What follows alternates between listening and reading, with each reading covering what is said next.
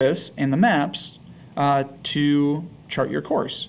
And the awesome thing about this is that previously, if you wanted to travel by sea, you pretty much had to stay within range of the land so you could see where you were going.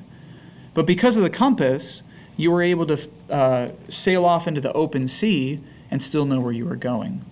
So this makes different types of sea travel possible.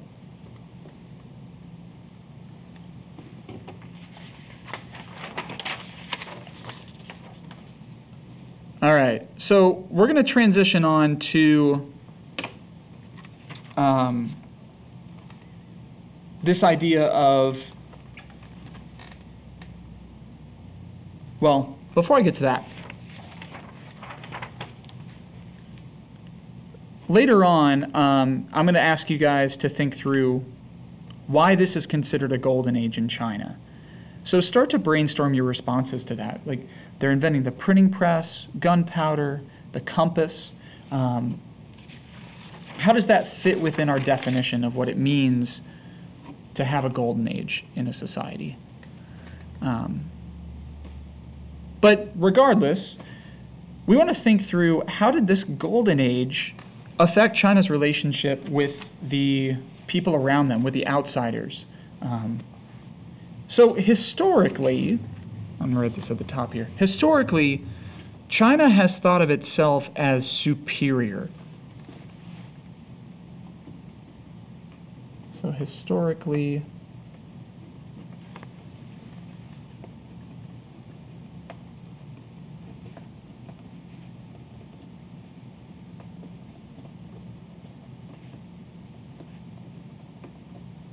thought of themselves as superior and others as barbarians. Now this part isn't unique to China. The Romans believed this, the Greeks believed this, or pretty much any, quote, civilized place saw those who didn't live in cities and those around them as uncivilized. China kind of takes it to a new level, though.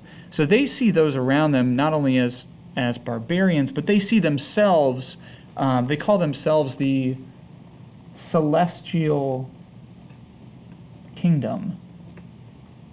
Basically, this idea that they are the kingdom of God. All right? They're the kingdom of God, and everyone else around them is then, because of that, by the very nature, not as good as them. So this time period in the Tang and later in the Song dynasties, how did that change the way that they viewed themselves in comparison to those around them? And in some ways, this stays the same. And in other ways, it changes. So we'll start with the changes. The change really comes down to the fact that during the Tang dynasty and the Song dynasty, they were much more involved in trade.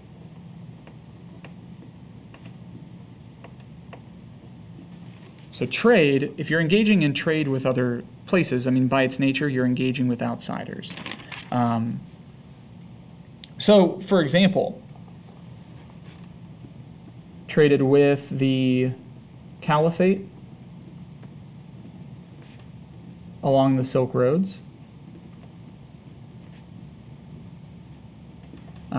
We discussed how those Silk Roads were a little less safe at this time period, but people still traded along them. It's just that the total amount of trade went down.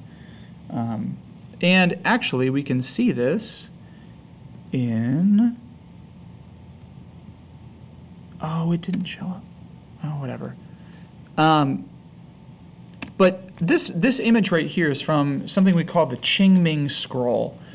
This was produced during the Song dynasty, and what it's showing is along the river here, and this river would have connected out to the sea. I mean, you can see that there's so much trade happening, and people bringing stuff to and from this bridge and the boats that they're loading things on and off to bring supplies, to bring items from all around the Indian Ocean region. And in a different part of this This painting is huge, and in a different part of this painting, you can actually see camels walking up and down the street. And camels are definitely not native to China, but they are native to further west, along, like basically in the Caliphate. So this painting is proof to us that that the Chinese did engage with these outsiders at the time. Whoop. How do I go back to the .cam? Go away. No, not you. How do I make this go away? Is that it? Heyo. Okay. All right. So they trade with the Caliphate along the Silk Roads. They also are heavily involved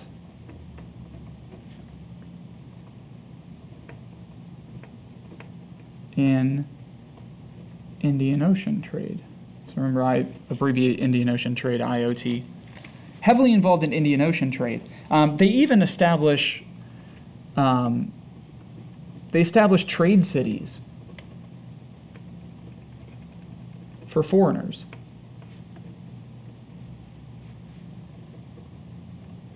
Basically, these are places where foreign merchants can come in and trade stuff with the Chinese, unload their goods, but also pick up some of these things that the Chinese are producing, which is very different from how they used to handle things. And the most famous of these is Guangzhou in China, or another name for this is Canton. This becomes the most famous trade city in China. So that's one of the major changes, is they're much more involved in this outside trade. They're more engaged with outsiders than they had been at any other point in their history. But in a lot of ways, it actually does stay the same, mainly because they still see themselves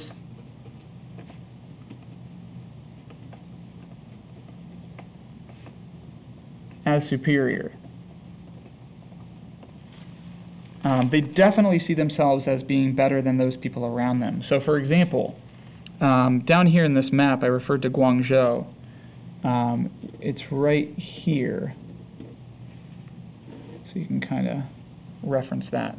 In Guangzhou, they built segregated neighborhoods.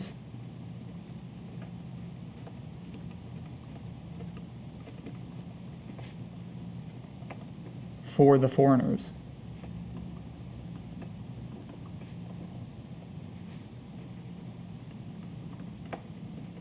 Basically, foreign merchants could come into the port of Guangzhou, they could trade with the Chinese, but they weren't allowed to actually bring their goods into China itself.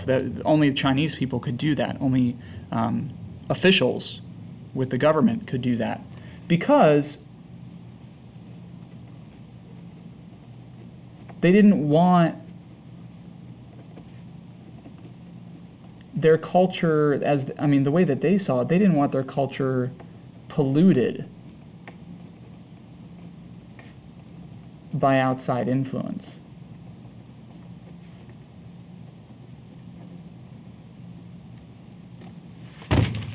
Sorry, hitting things.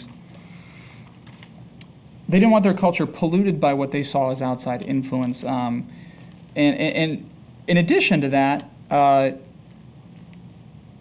the Chinese, when they engaged in Indian Ocean trade, it wasn't because they desperately wanted stuff from around this area. Although, as we learned yesterday in the simulation, the Chinese did need gold from over here in Africa. Because their population was so large, they needed currency for their economy to be able to work. But what they did do is they sent huge treasure fleets, and we're going to learn more about this tomorrow, but they sent huge treasure fleets around the Indian Ocean. And these treasure fleets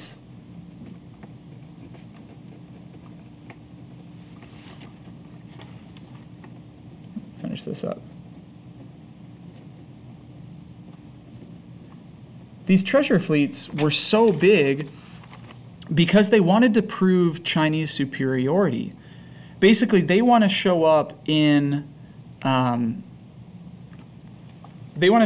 port, and basically like to have everyone who's at that port and looking out at the bay to see these ships and just think like, oh my gosh, like the Chinese are so much better than us. They're so much more advanced. They're so much wealthier. To again try and prove that they're bigger and better than everyone else. So it really is all about this idea of Chinese superiority and how these other areas, which are getting wealthier and more important, still don't measure up.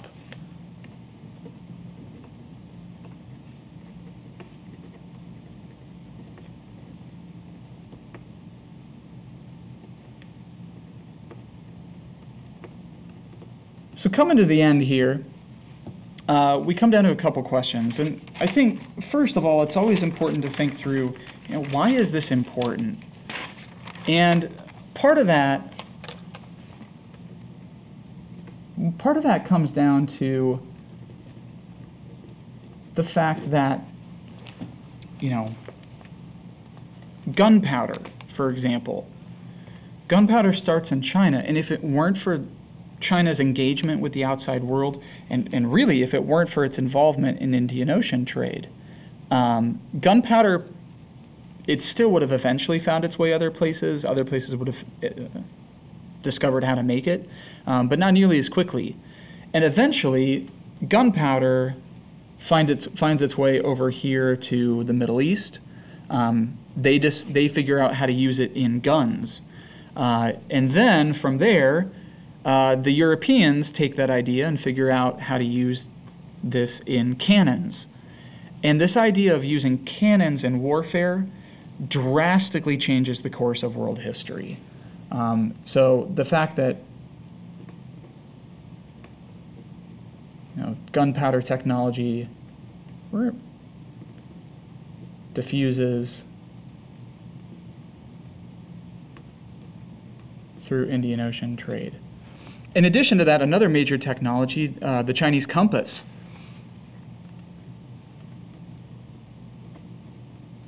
Diffuses through this trade as well. And this has incredible long-reaching effects on not only trade, but also exploration. So it increases trade, and it also makes sea exploration more possible. And as we'll see in a little bit, these two things, the idea of sea exploration plus gunpowder technology, is really what turns the tables in favor of Europe. More on that later. For the reflection questions, I've given you a breakdown of how to answer the first explain question, but eventually I need to wean you guys off of this. So for the second explain question, like it says, see if you can figure out the steps you need to take for that question, and if you have trouble, let me know. Thanks so much for watching, guys. If you have questions, please call me, and I will see you in class tomorrow.